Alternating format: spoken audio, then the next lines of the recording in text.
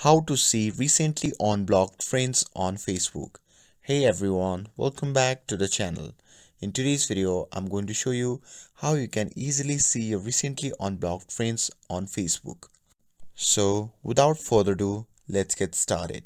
So first thing first, open the Facebook app on your phone and make sure that you are logged into your account. And once you have opened the app, simply tap on the three dash icon shown in the top right corner of the screen. And after tapping on that, you'll be prompted to the menu section.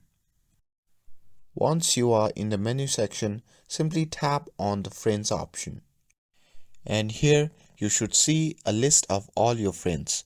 To find your recently unblocked friends, click on short and you'll have to click on newest friends.